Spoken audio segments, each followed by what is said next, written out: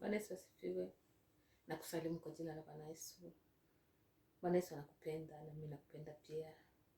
Siku ya leo tutasoma katika kitabu cha Yohana sura ya 3 na mstari wa 16. Tutasoma kwa jina la Bwana Yesu. Neno la Mungu nasema, kwa maana jinsi hii Mungu aliupenda ulimwengu hata akamtoa mwanawe wa pekee, ili kila mtu amwaminie asipotee bali awe na uzima wa milele. Amen.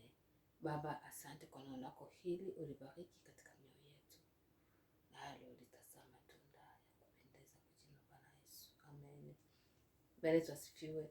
Hii ni habari ambayo inatueleza jinsi gani Mungu ameupenda ulimwengu hata akamtoa mwanao wa pekee. Amen. Ili kila mwana muamini asipotee bali awe na uzima wa milele. Hii ni upendo wa Mungu kwa ajili yetu. Amen. Hakukubali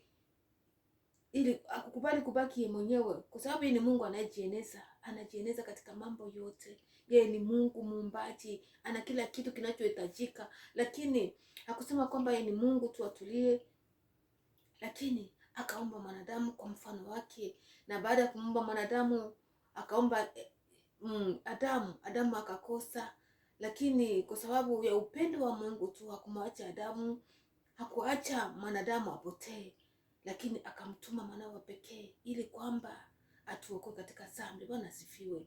Dunia ilikuwa imeharibika na dhambi, lakini akamtuma mwanao ili kila mwana muamini asipotee bali awe na uzima wa milele. Hiyo ni gift kubwa ambayo Yesu amejitoa maisha yake. Hakukubali kutuma malaika ama nani, lakini akakubali mwenyewe kuacha uungu wake, akakuja hapa dunia ili kwamba akufilie, ili kwamba uokoke, ili kwamba akufe kwa ajili yako. Wewe ndio ulipocha kukufa kwa sababu ya dhambi, lakini yeye amekufa, yeye mwenye haki, ili kwamba wewe mwenye haki. Hiyo ni gift kubwa ambayo amekupatia, ni kwa kuikubali na kuipokea. Amen. Amekupatia gift ya maisha yake ili kwamba wewe ukubali hiyo gift upate kuokolewa. Amen. Na uwe na uzima wa milele. Bwana Yesu asifiwe. Kila anayemwamini Bwana Yesu anapata uzima wa milele. Amen. Kwa sababu unapomwamini anaishi, anakuja ndani yako na anaishi ndani yako na unapata uzima. Bwana Yesu asifiwe. Na siku ya leo kama hujampokea Bwana Yesu, nakusihi umpokee siku ya leo. Amen. Ili kwamba usipotee. Biblia inasema kwamba ambaye hamwamini anahukumiwa, bali anayemwamini anahesabiwa kuwa haki, anahesabiwa kuwa na haki. Amen. Na anapata uzima wa milele. Bwana Yesu asifiwe. Utasema maneno haya kama bado hujampokea Bwana Yesu, mpokee siku ya leo na utaishi maisha mazuri na utaingia katika uzima wa milele.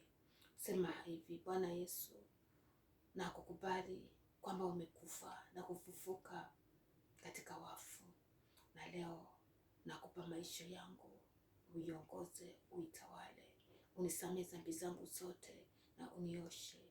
Nakubali kuwa mwana wa Mungu kwa jina la Bwana Yesu. Amen. Mungu, asante Baba kwa watoto wako ambao wamekukiri Bwana Yesu leo kuwa Bwana na Mwokozi wao. Wasaidie kuishi maisha ya kupendeza kwa jina la Bwana Yesu.